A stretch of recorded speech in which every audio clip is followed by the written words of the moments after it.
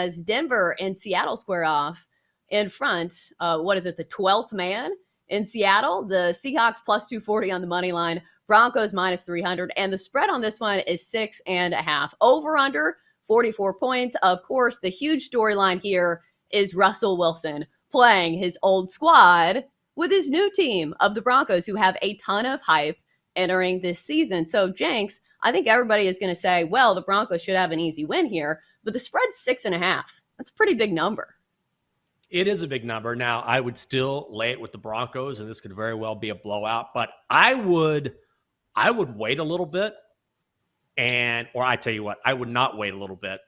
If you're on Denver, get it now. I think this line goes to 7. If you're on Seattle, if you think, hey, this is a square play that Seattle somehow keeps it close and Pete Carroll knows Russell Wilson enough, then wait, because I think this gets to 7. But I would lay 6.5 for the Broncos, and I would do it now. Ultimately, I'm not going to bet this game. My best bets today are going to be on baseball because I keep talking about sample size.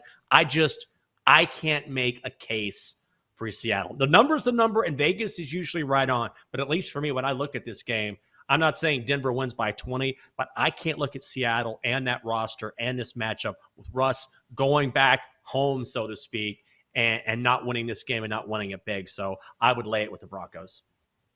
I think there's other ways to play this one. And for me, it's going to be a player prop. I'm going to look at Russell Wilson to have a big pass completion to Courtland Sutton. I think I'm going to go over Courtland Sutton's longest passing, I guess it would be reception in this one, because we have seen how explosive this offense can be under Russell Wilson. We've seen little glimpses in training camp, and we saw even with the Seahawks last year, Russell Wilson went over 30 plus yards in his longest passing completion in 9 of 14 games last season. And if you look at the Seahawks defense, they were not especially good at defending the long ball. In fact, they gave up a 30 plus yard pass in 10 of their last 11 games, including 6 straight. So I think the way to go is kind of capitalizing on the explosiveness that I think Russell Wilson is going to bring to the party when it comes to Denver. If you look at Courtland Sutton, even with Drew Lock as his quarterback, he hit this in 7 of 16 games last season. So I think the problem is you're trying to decide who is going to be the deep ball threat for the Broncos. I think it's probably going to be Courtland Sutton, but maybe it's Jerry Jeudy. So I think that's a sabotage factor here. But I think it is going to be Courtland Sutton over, 23? Maybe 21.5. Oh, yeah. BetMGM has it 21.5. So I'll do that. Courtland Sutton over 21.5, longest reception. Also, if I'm playing a total, I would play the under here just because I'm not quite sure how the Seahawks are going to move the football.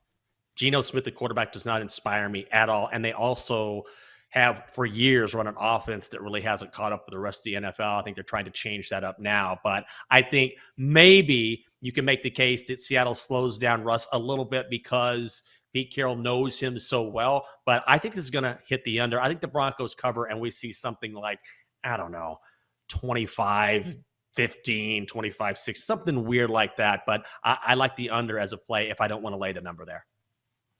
And here is one sabotage factor. If you are on the Broncos in this one, Geno Smith has actually been pretty good at covering numbers, 19 and 13 against the number. So be aware that this is a big number. I know the Broncos look like the better team, but 6.5 points is a lot in the NFL.